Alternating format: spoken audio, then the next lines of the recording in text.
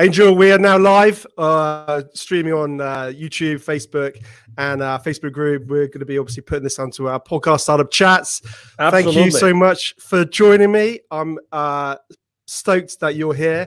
I think I've up a little bit early. I think you were just saying before we went live, I made you put you through hell. So I do apologize. No, that's okay. That's okay. You know, I'm so connected all the time, but it's true that, you know, you try to plan ahead a little bit what's going to happen in the day, but if it doesn't happen, it's okay. And you will know how throughout the conversation today. Or you will know why. Well, let's kick this off because, you know, I'm so excited to talk about this whole topic of, you know, startups and that journey and that challenge that we all face. And I think wherever we can sort of get those pearls of wisdom or advice or help or a little bit of inspiration is always going to be a good thing and always help. So, but before we maybe sort of dive into what we're going to focus on, which is that whole, you know, pivoting in times of crisis, I think that's a really interesting sort of topic actually, because I've certainly done that in various sort of degrees, and you know, we can chat about that. So yeah, it'd be interesting seeing your perspective. But before we do, would you mind sort of introducing yourself to the audience, and just giving a bit of a background about, you know, who you are and what you do? Absolutely. So my name is Angel Ribo, and I'm in Dallas, Texas, although I was born close to Barcelona in Spain. Basically one of my favorite cities, by the way. Oh, look Barcelona. at that. Love it. Okay, I thought that you were going to say Dallas, Texas. I've never been. I'd love to go. I'd love to come visit. There's lots of great things here happening. So, but anyway, you know, obviously I love Barcelona too. Basically both corporate CEOs and established entrepreneurs, they hire me to bridge the gap globally for expansion and exposure. The reason why I helped, you know, I use internationalization strategies to accelerate the growth of their companies is because throughout my life, for the last 25 years, I have held more than 1,500 CEOs in 33 different countries. And I was able to do that because actually, let me tell you a secret now that you are actually in the UK. One of the reasons why I'm able to do this is because mom and dad, they put me through an English academy when I was in school, when I was in elementary school. And outside school, I was learning English. And I remember that the summer of 1982, I spent a whole summer in Scarborough, North Yorkshire in the UK, learning English. And I decided I'm not going to speak a word of Spanish for a whole month. And I requested that company to put me actually, obviously, with an English family, but I don't want to have contact with any Spaniard throughout the entire month. So I had actually a Swedish student doing the same thing, learning English in the UK as the same as me. And I only had contact with Swedish people and people from other places, but not with the Spaniards. And that's why I was able to speak English. And then, you know, I started my international career and everything. Something which is also really important is that, you know, as I lived in Latin America for 10 years, my heart and soul is with the kids in need in Latin America. And I started my nonprofit. It's called Wisdom for Kids. I did that 3 years ago. I'm the co-founder and president of Wisdom for Kids. And we help underprivileged kids in Latin America become entrepreneurs using the local resources. That's in a nutshell, you know, who I am and what I do in my life, Ben. No, that sounds amazing. You sound like you've been doing a lot and have a lot on your plate right now. So absolutely, it's always fascinating. And to be honest with you, I'd love to sort of dive more into all of those little, you know, all those elements and those niches to understand more about them. That'd be amazing. But maybe that's for another day. Absolutely. We can be, I mean, obviously, thank you very much for having me, Ben, here. And thank you, everybody listening to us today. I can be with you guys anytime. You just tell me 5 minutes before, and I'll promise to be there. Okay, Ben? Pinky promise. and that never happened, of course. Pinky promise. Pinky. My son does that to me. He makes me do pinky promises. You see?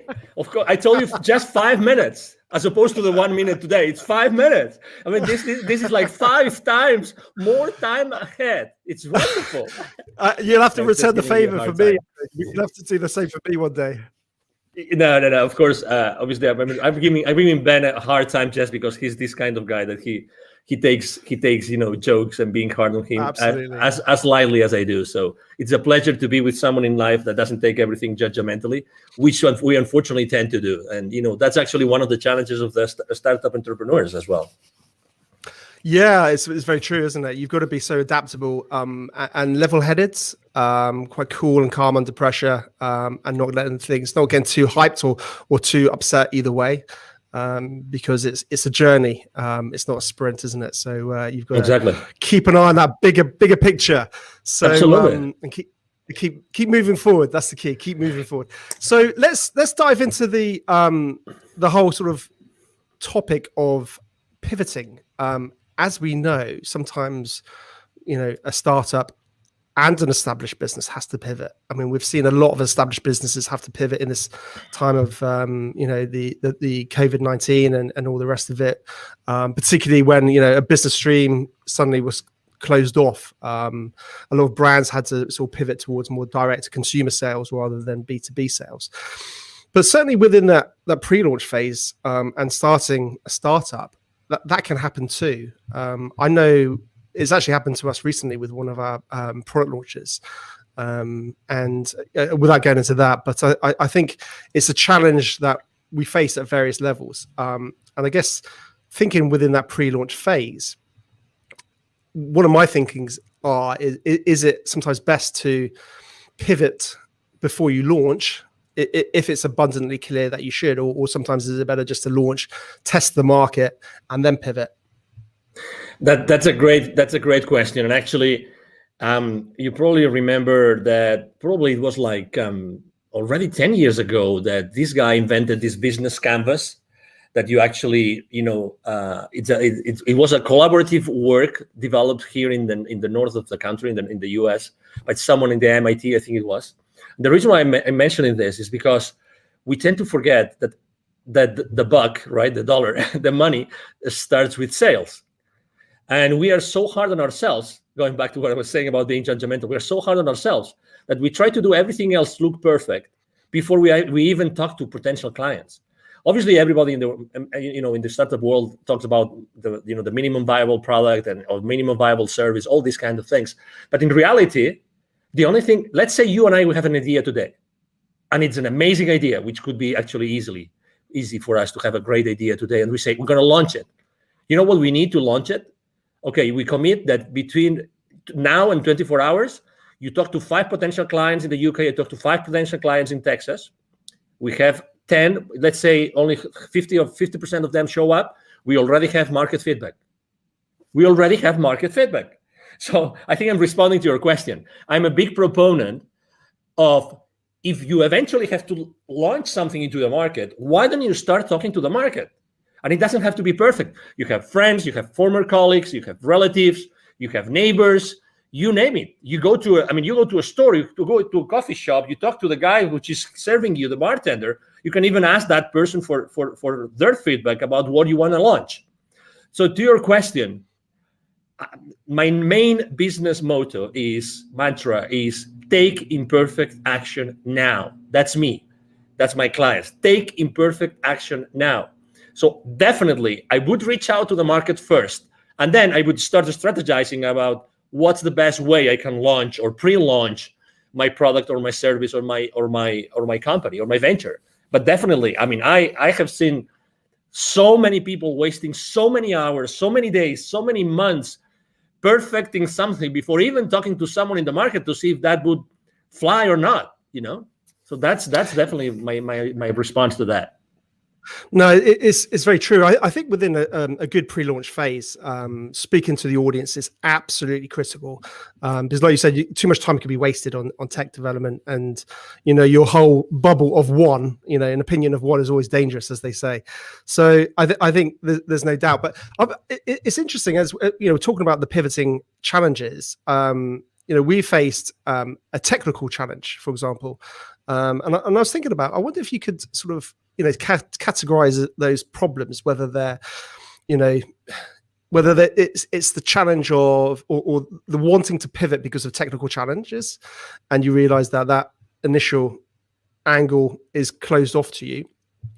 For example, you need to feed in, you need something with you're relying on a third party, and then suddenly they cut off their service, and your whole product roadmap was and the USP was around this collaboration. So you're relying on a third party, and then suddenly they pull the rug from under your wheels. when that happens, clearly you need to pivot because you can't really launch to market without it. But I think one of the mistakes, and that's something that's we've recently found. So we're having to do a slight pivots in terms of our launch, one of our products that we're releasing, in terms of just realigning some of those core elements. Interestingly, we had and it's still ongoing, is another product launch which started way back when, and that was my thing. And I think I made those exact same mistakes that you talk about, and you shouldn't make, which is, it's got to be perfect. It's got to be perfect.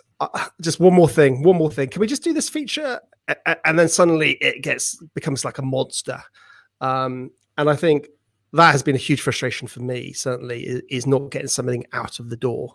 So it's interesting, isn't it? The pivoting can come for different reasons. But you see what? I mean, this is how I typically don't curse on podcast interviews, but I don't know if I'm allowed to do it today. But we get so sidetracked by perfection, and you just described the perfection sidetrack. That you wanted to do this additional feature, this additional thing that would make this offer like magnificent, like extraordinary, it's spectacular, right?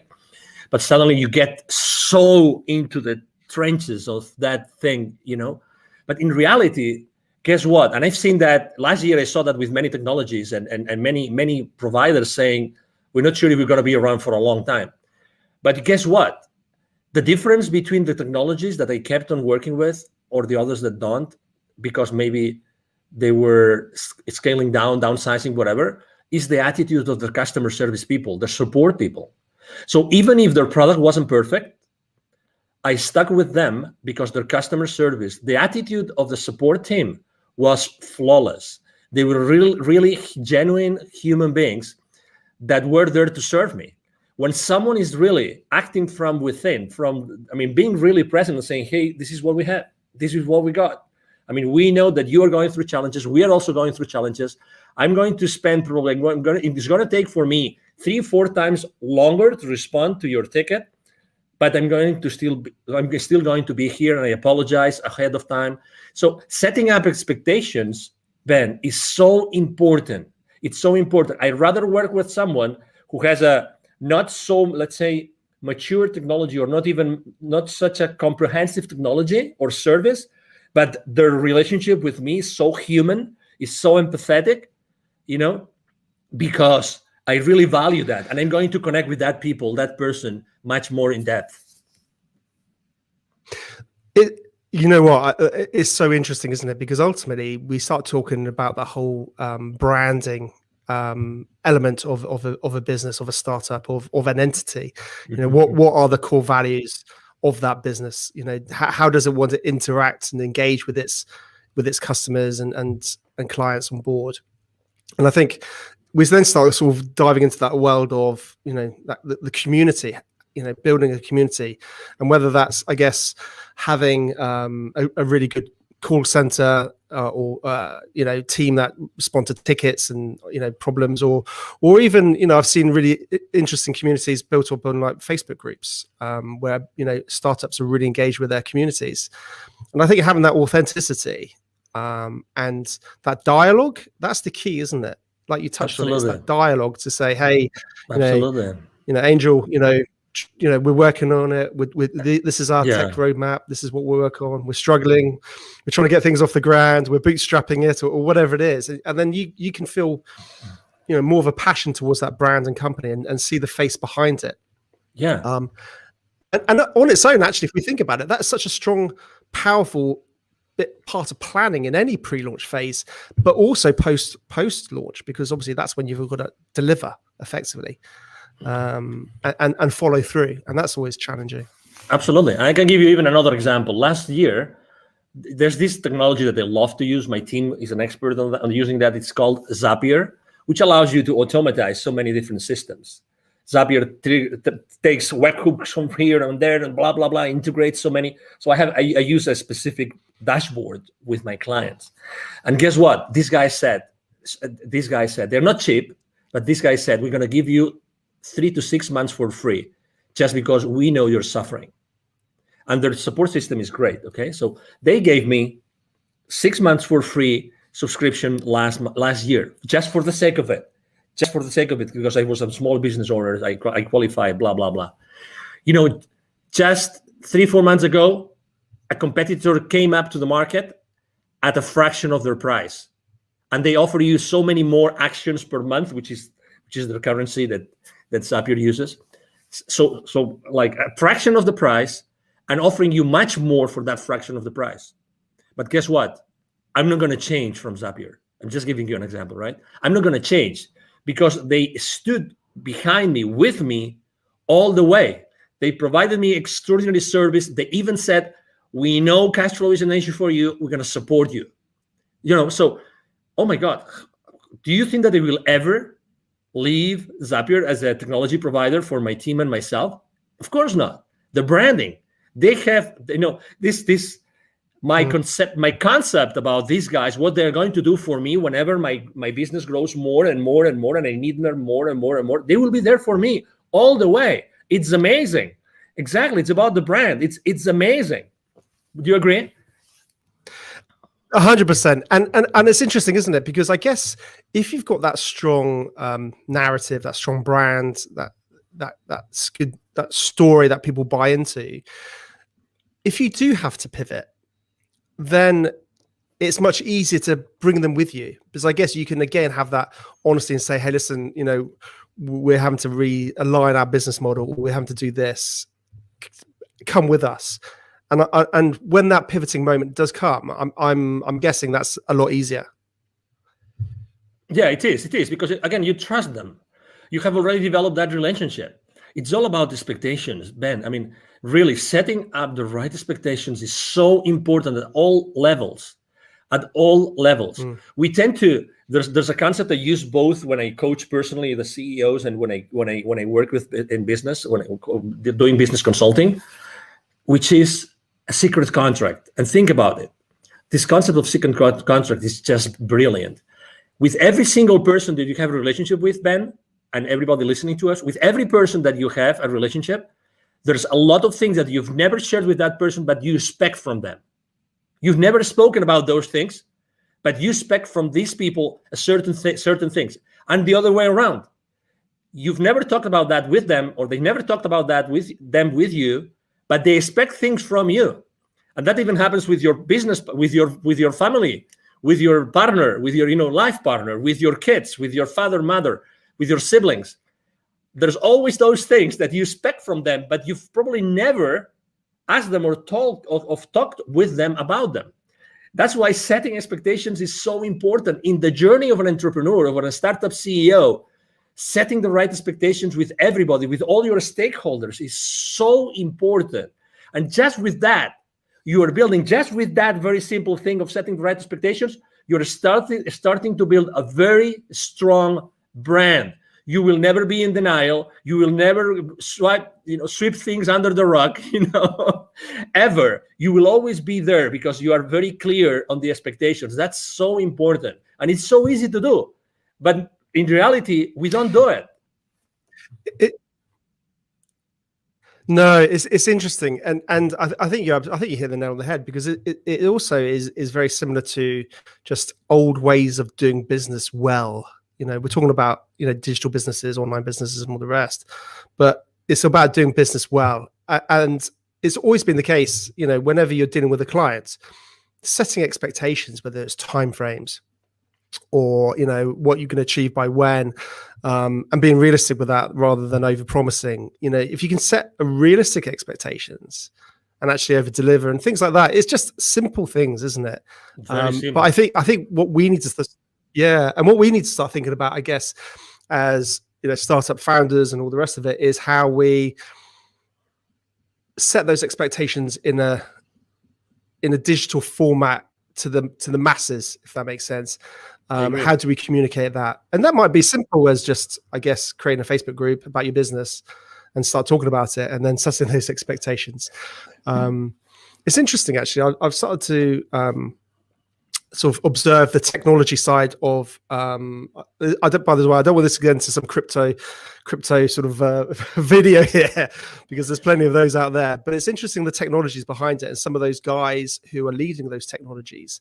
and the way that they build community, and the way that they engage and constantly keep their audience who are interested updated. The one that springs to mind, if I'm honest, is probably I'm gonna forget his name. The Cardano founder, Charles Hodgkinson, something like that. I can't remember off the top of my head. And he's constantly sort of talking about Cardano and what they're doing and all the rest of it. And that's when you just think about it for, I guess, your own business or your own startup it's interesting lessons that you can possibly take for yourself post-launch, but equally, I think pre-launch, and start getting a bit of hype behind it before you even go live potentially. When should a business, I guess, not pivot? That's an interesting question. Can businesses pivot too soon? I think that the market speaks. I think that the most important thing is to see if the market is actually moving, is shifting, if the market is asking for different things or not, if the market is still willing to pay for the same products and services or not. That's the question. It's not about us. It's about the market. It's about, is there a new market being created? Is there a new community being created they're going to want specific things? So that's the question. I think that you have to really put the thermometer in the market. You have to have those conversations, those imperfect conversations with your potential clients, and see, hey, will you keep on paying for this? Do you still feel the value? Do you still feel the value in these kind of products? Or right now, what's happening now, what do you think is going to help you go to the next level? How many times, honestly, think about this, Ben. How many times before you sell to a client, you actually tell them this: I know I'm going to be part of your problem when you place the PO with me, because you're going to put X amount of money on my pocket and you will have nothing in return. My commitment to you is that I will make as much as I can to return on your investment.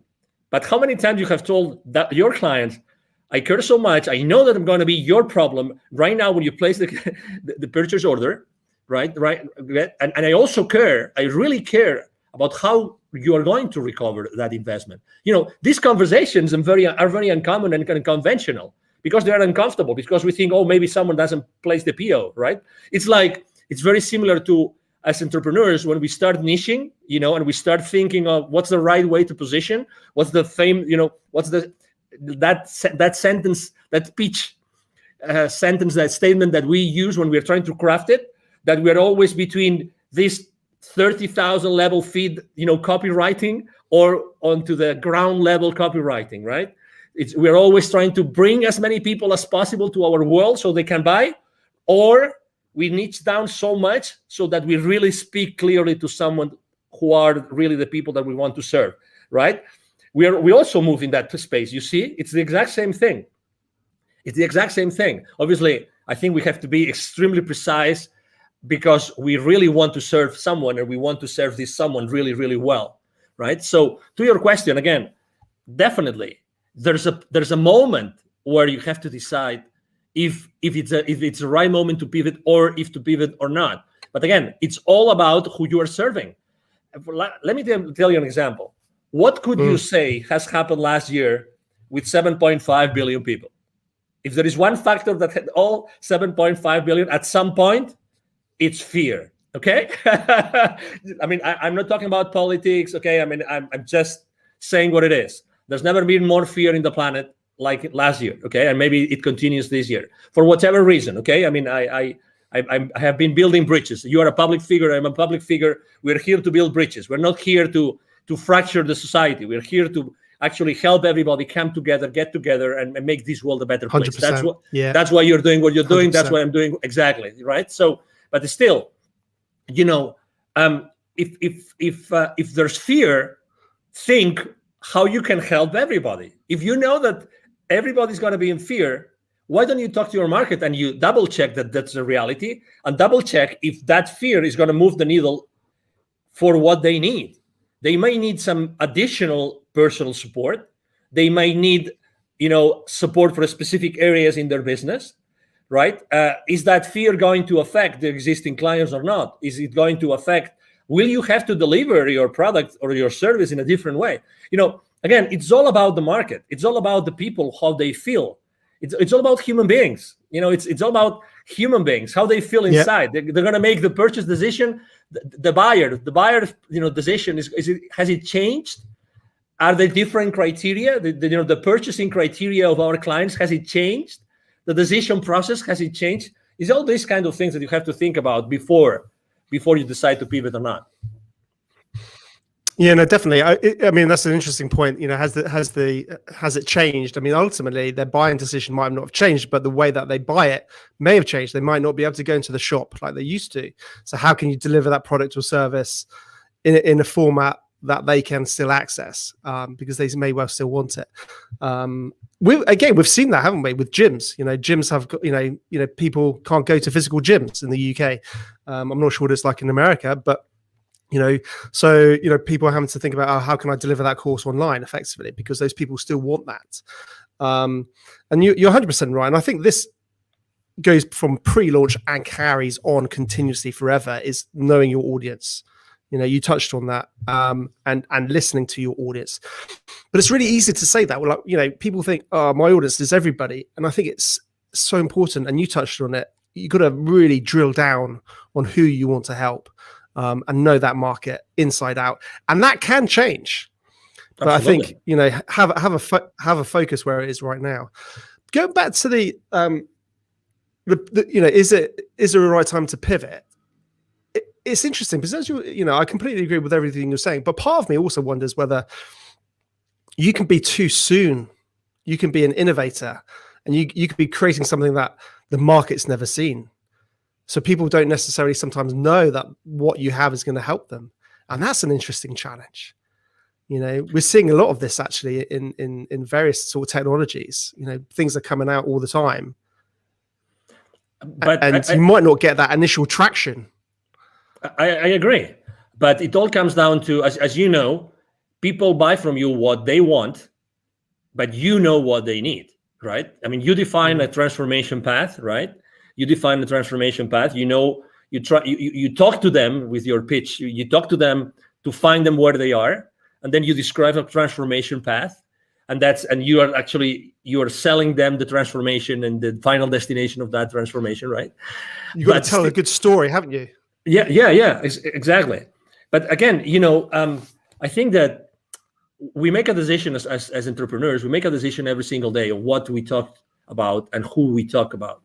At the end of the day, if you are able to describe that transformation, they might not know, they know what they want, but they don't know what they need. So you're still able to sell to them what they need if you are able to position it as what they want. Okay, so obviously there's this very famous book that you've probably read, The Crossing the Chasm, about technology adoption. Very old book already, like 20 years, 30 years old. I'll be honest, I'm a really bad reader. I'm honestly, I'm so okay. No problem. So I'd love to be a big reader. I really would. It's okay. Crossing.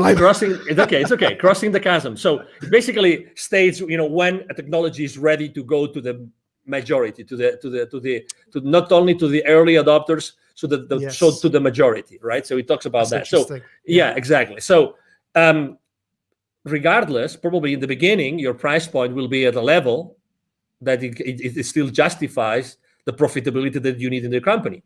You know what I mean? But at the end of the day, it's always the same thing. Are you able to position what your clients want from your pitch so that you give them what they want? They buy what they want, but you give them what they need because you are the expert. You are the subject matter expert. You're giving them what they need because you know more about that, because you are the expert.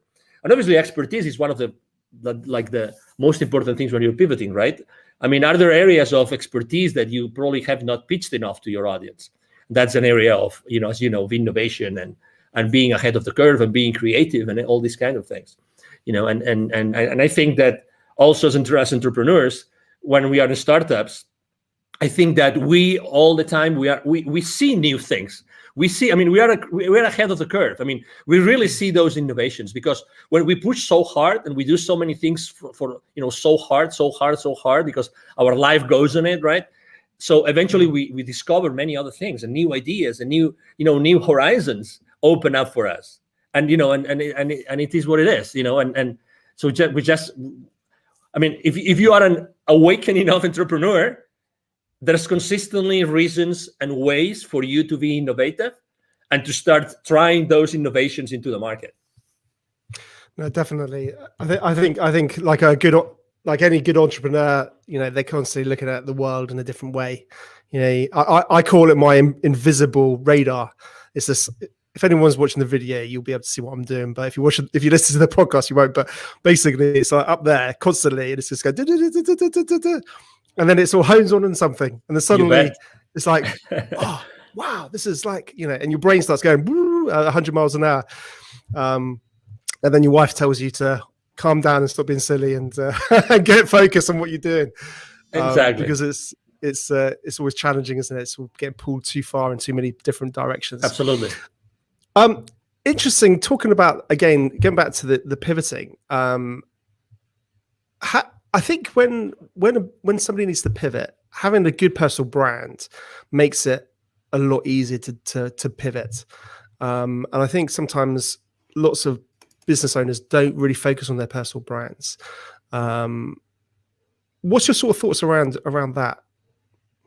Well, I think there's two. This is a two-way street, right? Because you want to have a very strong personal brand, but at the same time, you don't want to be the main constraint on your business, right? So you have to be careful, okay? Because you obviously want to have a whole, system, people that will support you in delivering all that, okay? So the personal brand is very important, but also make sure that in the delivery of your products and services, you are not a constraint. So that's the number one thing.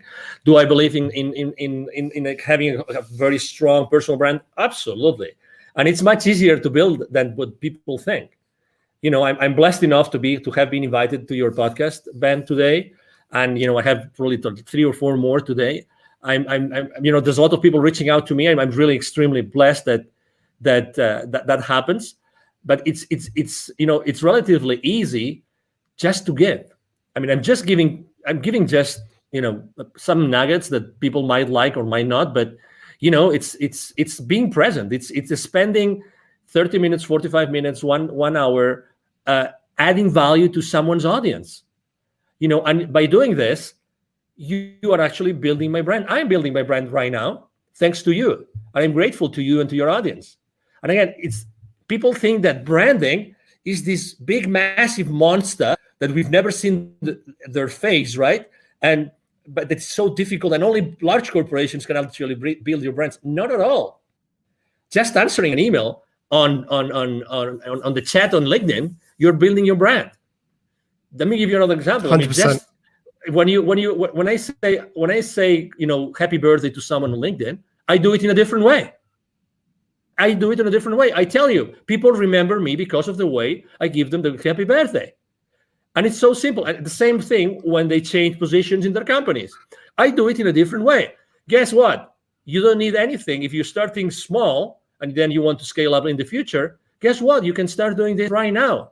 Be yourself. Don't be afraid of yourself. It's very true what Tony Robbins says in his events, which is, what we are fearful of as human beings is of our potential, is of how powerful we are. It's not of our flaws. It's not that we will not be able to deliver. It's of our potential, of our power. We're really powerful. We all have this expertise inside of us that nobody else will be able to deliver just because of the experience we have had in our lives. You have had your experience, Ben. You've gone through several, successes and failures. You've learned a lot of lessons. Everybody has had their own journey, and that journey is of value to someone else. That's why everybody can really become an entrepreneur if they really want to. That value, that intrinsic, unique value of anybody out there can really help other people, to overcome their challenges in their personal lives or in their business life. It is what it is. It's by definition. 100%. And also what I love about it is it gives, several things. It gives a face behind the business. So it has you have that real sort of personal element. And I think that's the future for business, having personality. But also I think as an individual, we all know we have many layers. We have many interests. Whereas a business is obviously clearly focused on one area, possibly with a very focused audience. But with a personal brand, people, you're able to express more of your interests. You're able to express more of your fascinations and your other hobbies and other, businesses. So I think certainly if you do need to pivot, it's much easier to do so, and because people believe and buy into you, not that particular product or service. I think that's something very, very interesting. So in terms of sort of top tips or advice you could possibly pass on to any budding, startup founder, what would that be? Well, I said it before briefly, but it's definitely, I think that's, honestly, I think this is at least 50% of the success, of the secret to success for any entrepreneur right now, which is take imperfect action now.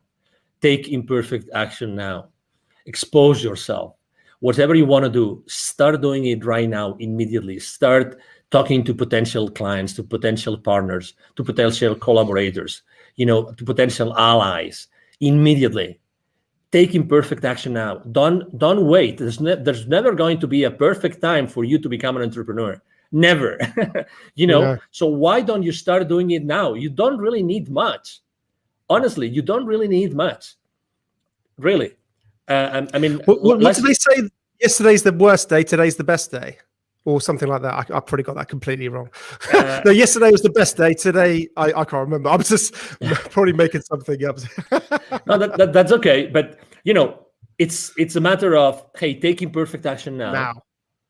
And then as soon as you start making steps, taking those steps, as soon as you start doing that, you will start seeing the forest.